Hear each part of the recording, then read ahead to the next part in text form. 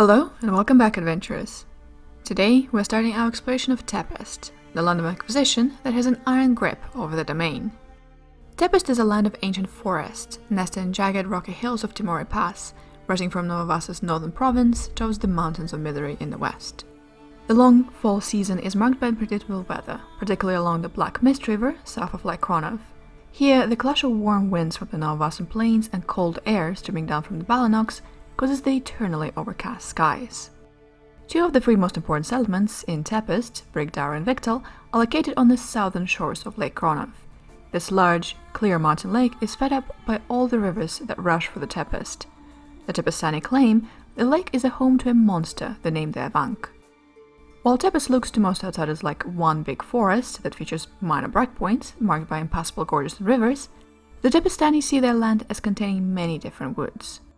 The forests south of the Dna River have dangerous reputations among the Tepestani, from the headwaters of the Von Dna River to the thinning forest that gives way to the grasslands ruled by Tristan Hargard. The forest is known as the Wormwood. It serves as a home to Vassan outlaws, goblins, and enclaves of Hala's witches. Between the Von Dna and Black Mist rivers is a forest that the Tepestani call the Blackwood. Some say even goblins hesitate to enter, and humans stay close to Victal and the hills along the Black Mist River. This forest is rumored to harbor creatures so twisted and evil that even the Vistani will not enter it. The easiest and safest way to reach the important settlements in the realm is to travel along the East Timori Road, which is patrolled regularly by rangers from Victal and militiamen from Kili. The bridges are high stone structures that date from ancient times, built over gaps where cliffs lean in close to each other. Copious tales speak of creatures layering under the bridges and emerging to exact tolls from the travelers. The settlements of Tepest are not much to look at. They consist of scattered collections of tiny 1- and 2-family homes. The largest and nicest homes are whitewashed wooden structures with thatched roofs, though they are rarely found outside Kili, Victal and Brigdaro. One can usually tell what a family's main source of income is by the presence of pens holding sheep or goats, fishing boats, or racks with recently skinned pelts near the house. The mostly roofless temples are typically the only stone structures in the community.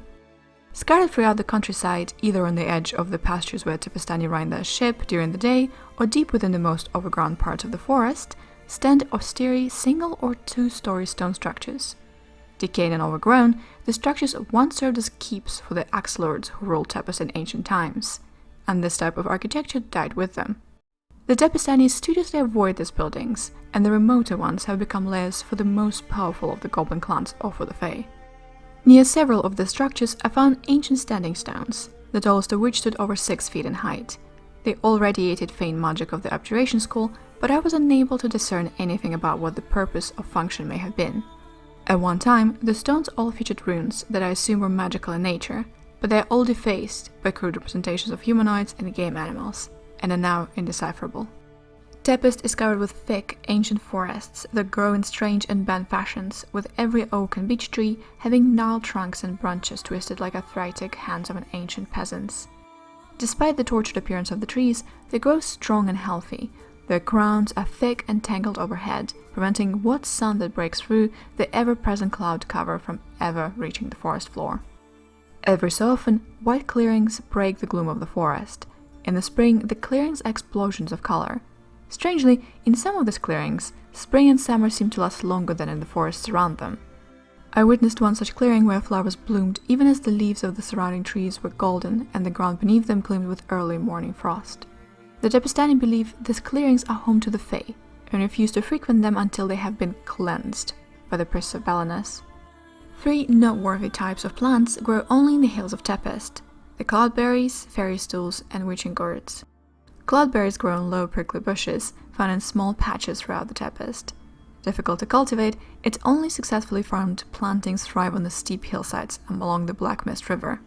Every autumn, small groups of Tepestani visit the scattered patches to harvest a few pails of berries. Originally used in the wine traditionally consumed during the festivals, the berries have become a valuable commodity over the past 20 years, owing to the increasing popularity of fruity cloudberry wine with the nobles of Nova Vassa. The tiny hamlet of Linde, which controls the only concentrated cloudberry farms, is steadily gaining fame for cloudberry wine. It is a dangerous job, however, as the hills along the Black Mist River are legendary for their severe storms and unpredictable wind blasts that each year blow 3 or 4 villagers, off the steep slopes into the icy, fast-flowing rivers far below. Fairy stools are small, red-speckled tan mushrooms that grow quickly in circles lined with spiral patterns with exposed arcane magic. The Tepestani are convinced that the mushrooms only grow where Fae have practiced their corrupt spellcasting. But my experiments indicate that a single fairy stool multiplies and sprouts into dozens within mere hours of exposure to any magic. Amusingly, the Tepestani also believe the mushrooms grow where Fae have danced or traveled, springing from the ground in order to give them places to rest. The Inquisition looks for the presence of fairy stools near homes to determine who in communities may be consorting with the Fae. They also use shallow trays containing fairy stools as a slow, inaccurate detect magic devices, passing them back and forth across a prone subject. If more fairy stools sprout in the tray, the subject is assumed to be either under the sway of the Fae, an ally of the Fae, or perhaps even a Fae himself. Witching gourds are small gourds filled with seeds that mature in early fall. They grow throughout Tepest forests, and the Tepestani believe that they also appear where the Fae have been. However, the Inquisition does not use them as Fae detectors. Instead, the common folk turn witching gourds to practical purposes. They dry them out and use them as rattles, highly effective at that. The people also believe that the rattles can offer protection from the Fae. If a gourd is broken open and seeds scattered, any Fae who comes upon them must stop and count all the seeds. The forests of Tepest support the standard range of wildlife one expects to find in a region of this type. Game animals are plentiful, as well as the predators. More remarkably, Tepest is a home to particularly twisted subbreeds of normal carnivores. Whatever causes the trees of Tepest to appear so tortuous and misshapen, it seems to impact the meat-eating wildlife as well. The Tepestani call these animals alternatively autumn beasts and goblin beasts. The goblins seem adept at training them and using them as some form of a mount or guarding animal. As for natural creatures, Tepest has more than its fair share. Like other lands that border on the Shadow Rift, an ever-increasing variety of Fae call the forest's home, adding to an apparently already larger than normal fairy population.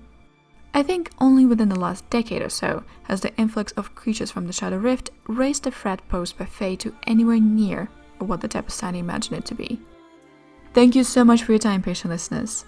Who knows what more do the forests of Tepest conceal? If you want to be the first ones to uncover their mysteries, please be careful while crossing the mists.